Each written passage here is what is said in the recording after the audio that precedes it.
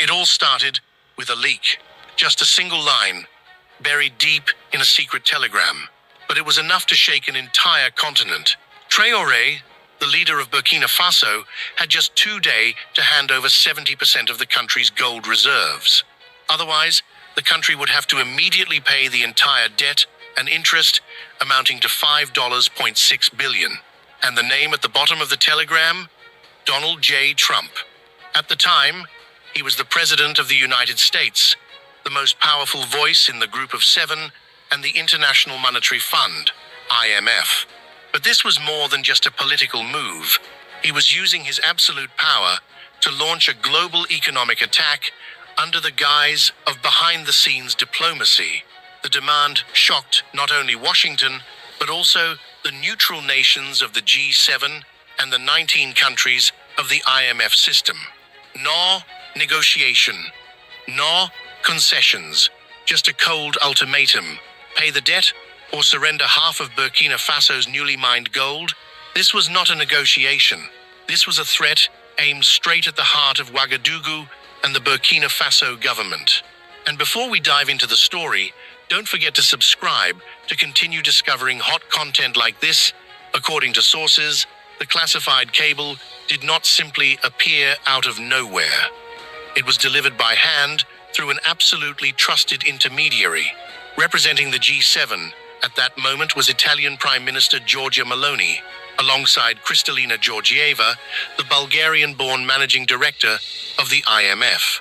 Early in the morning, exactly 6:30 a.m. on the 12th of August, 2025, the cable was placed on the desk of Captain Ibrahim Traore. The message was sharp and unmistakable. Either allow corporations from the United States, Canada, the United Kingdom, France, and Germany, backed by the IMF, to immediately begin mining and exporting 70% of the gold, or pay USD 5.6 billion owed to G7 nations, plus the IMF debt of 324 million SDR. Total debt, USD 10 billion. The deadline, 48 hours to decide. Refuse, and be prepared to face sanctions, resource blockades, and engineered internal destabilization. This was not diplomacy. This was a barefaced act of extortion. The tone of the message, believed to be from Donald Trump, was as cold and rigid as steel. We saved you from terrorism. We fed you when you were starving. We lent you money. Now it's time to pay your debts or pay the price. But Trump miscalculated. The most powerful man in Burkina Faso was not one to be cowed. Traore did not flinch. He immediately summoned key political leaders, senior military commanders, and the most trusted mining executives.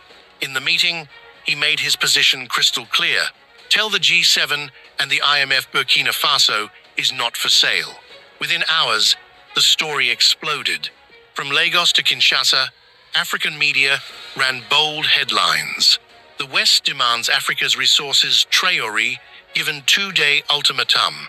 The world began to watch, but Traore did not respond with pen and paper. He answered with strategy and resolve.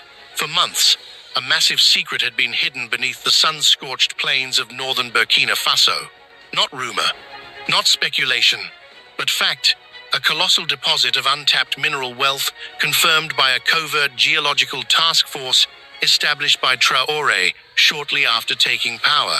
The data had been fully encrypted by North Korean tech specialists. Everything was sealed until the first drill bit hit the ground. Then, the eyes of the West, specifically the US and France, spotted it. Surveillance satellites over the Sahel began picking up unusual activity. Within just 2 days, US intelligence had detected strange energy signatures, traced shipments of equipment from Iran and Venezuela, and soon after, the signals of gold lit up on their screens. By that time, Burkina Faso had reclaimed control of its gold mines from Western corporate hands, quietly expelling G7-backed contractors from its territory. French and American-controlled companies were being replaced by national military units. The revenue no longer flowed to Paris. It was now redirected into a domestic silver and development fund. The G7 and the IMF knew exactly what that meant. Here was a nation rich gold, not managed by Wall Street, not answering to Paris, not bowing to the G7, but backed by its own people, its own army, and its own vision. This was not just defiance. It was a blueprint, and it terrified them. They did not just want the gold. They wanted to kill the idea itself, before another African nation dared to follow. Then, the phone calls began, from power brokers across the West, all asking the same question. How do we stop this before it becomes another Libya, except African-owned? Their answer: use the West's influence. Use Trump's blunt force. Make Traore kneel. But the man they chose did not kneel. When the message reached Ouagadougou, it carried no trace of diplomacy. It was wrapped in arrogance, the language of empire disguised as business. The G7 delivered it as if it were a business proposal. But make no mistake, this was not negotiation. It was extortion. The demands were listed in a document marked Debt Recovery Strategy Framework. Its content was anything but subtle. 70% of Burkina Faso's gold production was to be handed over to US mining giants and IMF-appointed managers under the label gradual debt repayment. Control of all major gold export routes was to be transferred to US-approved intermediaries. An American advisory board would oversee all new mining contracts and revenue distribution.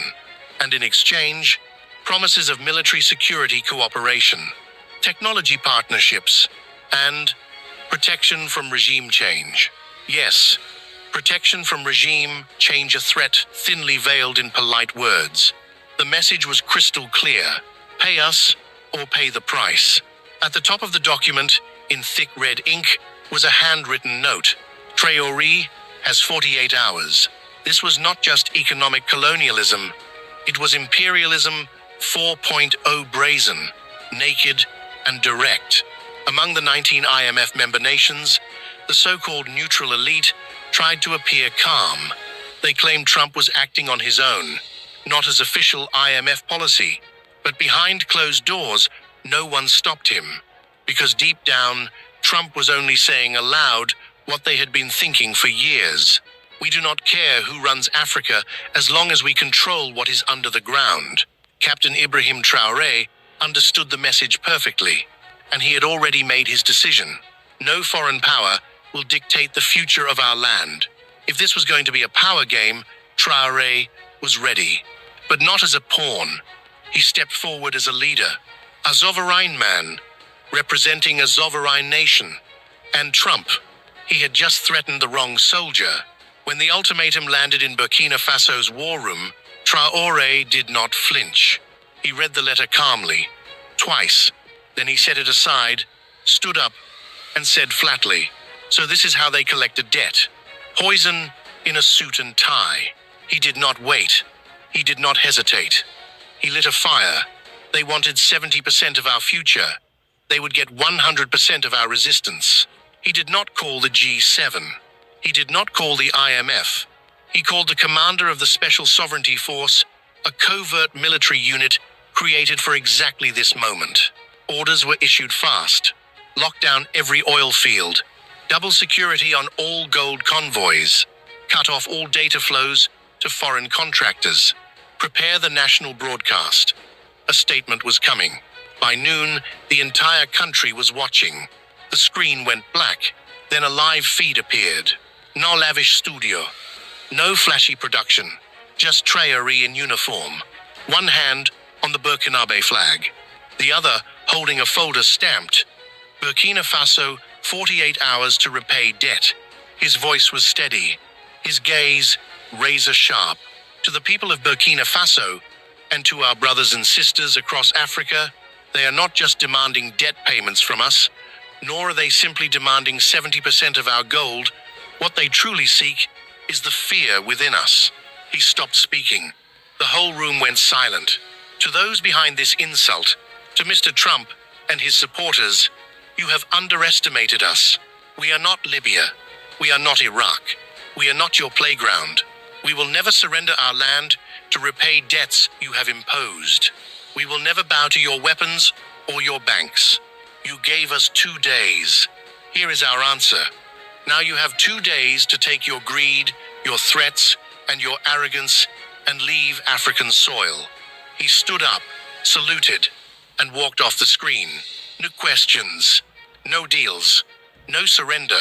But while Traore's speech set off cheers across Africa, from Dar to Dar es Salaam, another kind of storm was quietly forming. In oil company boardrooms and intelligence offices, panic spread. At ExxonMobil, emergency calls went out to Washington. At Halliburton, teams worked quickly to measure the damage. And at CIA headquarters in Langley, alarms went off. Traore hadn't given in. He had spoken out in public. And that was the real problem. If Burkina Faso could say no and still win, what would stop Mali, Niger, Chad, or Congo from doing the same? The pressure increased fast. CIA agents started appearing more often in West Africa. Drones flew more missions over Burkina Faso's gold routes. On social media, smear campaigns began to spread, calling Traore unstable, reckless, even crazy. Near the Ghana border, private military contractors tied to a known intelligence company were seen moving in. The message from Washington was clear: this must end now. But Traore's message had already been heard across Africa. Africa is not for sale. The plan against him was simple: create trouble from inside his country. At the same time, big Western news networks all started telling the same story. Burkina Faso was refusing to pay its debts. Experts warn, they said, Traore is leading his country into disaster. But inside Burkina Faso, the truth was very different. More people were signing up to guard the gold mines. The resistance was not just military. It was cultural and community-driven, and it was growing every hour. University students held events about sovereignty and fair use of resources. Women's groups brought food and supplies to soldiers protecting the mines. And every time CNN or Fox News attacked Traore, young people didn't get angry. They laughed. Then they reposted the news clip with one line: if they hate him this much, he must be doing something right. Captain Ibrahim Traore knew the truth. The real enemy wasn't only Trump. It was the whole system: banks, oil companies, the G7, the IMF, and the old colonial powers that had taken from Africa for generations. Now, that system was attacking one man because he dared to do something no one expected. He said no, and he meant it. Burkina Faso was under attack. Politically, economically, digitally. But Traore was not alone. Just days after openly rejecting the ultimatum from Trump and the IMF, 3 military planes landed in Ouagadougou. No bombs, no weapons, only brothers. From Mali came Colonel Assimi Goïta, calm and steady. From Niger came General Abdourahmane Chiani, eyes burning with determination. From Guinea came Colonel Mamadi Doumbouya, walking tall, unapologetic. They entered the presidential palace together. When they came out, they stood side by side with Traore for the whole world to see. Then came the words that shook the continent: if you touch Burkina Faso, you touch all of us. This wasn't just a statement. It was a new doctrine, Africa's answer to NATO, the AES shield. Mali sent experienced military advisors to guard the gold mines. Niger deployed logistics teams skilled in desert terrain. Guinea opened its airspace for emergency supply flights. The fight wasn't only on the ground, it moved online. AES-backed media launched a massive counter-offensive, exposing Western disinformation, revealing the truth behind the resource war, filling social media with one unified message: our resources, our future, our fight. The impact spread quickly. In Bamako, crowds filled the streets to show support for Traore. In Conakry, murals appeared showing him standing on oil barrels, holding the Burkina Faso flag high. Even in Chad and the Central African Republic, youth groups chanted AS or death. In the West, intelligence agencies scrambled to respond. But they missed one important point. This was no longer just about Burkina Faso. This was a pan-African firewall, and Traore wasn't backing down. He was moving forward, supported by a brotherhood built not from treaties, but from war, betrayal, and a shared dream of real African freedom. While Western powers grew angry and panicked behind closed doors, two global giants made their move quietly, strategically, without apology. China and Russia. They didn't arrive with threats or arrogance. They brought something much stronger: support, technology, and a message Captain Traore would never forget. You are not alone. Just 12 hours after Trump's ultimatum hit the news, a discreet Chinese delegation landed in Ouagadougou. No cameras, no fanfare, just engineers, diplomats, and a game-changing proposal: a fully operational gold mining facility designed and built in 90 days. A gold valuation system that bypassed Western banks entirely. And most importantly, a digital trade platform using China's digital yuan, cutting out both the CFA franc and the US dollar. Burkina Faso would not only own its gold, it would control every step of the value chain. Russia followed immediately after. The next day, a Russian Ilyushin military jet landed on a secure airstrip. On board, advanced electronic warfare systems and dozens of unmarked crates labeled special defense assets. In other words, Burkina Faso's gold mines were now protected by Russian-grade anti-drone defenses. Washington was stunned. CNN called it a dangerous new alliance. The US State Department accused Traore of selling out to dictatorships. But in Africa, no one cared what the West thought. To the people, Traore wasn't bowing. He was fighting back. To them, China and Russia weren't invaders. They were tools, and AES that was the future. A future free from colonial chains. By this point, Traore had achieved what many thought impossible. He rejected a US ultimatum. He exposed a global resource grab. And he brought China, Russia, and half of West Africa to his side. In the US, the media went into full panic mode.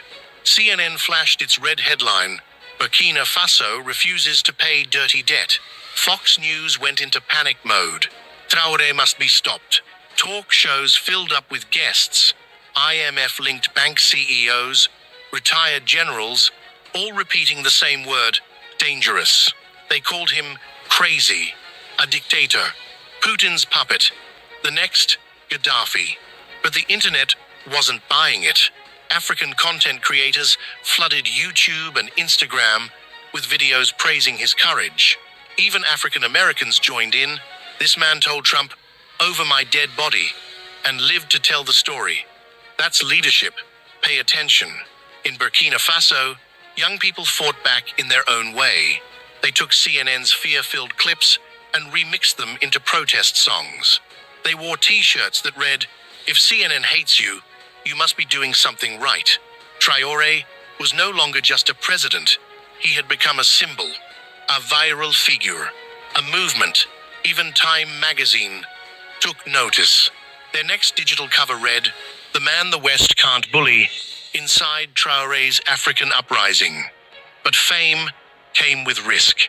The more headlines carried his name, the more threats began to pile up. Private intelligence firms launched cyber attacks. Social media bots pushed fake scandals and smear campaigns. In Washington's closed-door meetings, the old whispers returned. Accusations of debt dodging. But none of it mattered.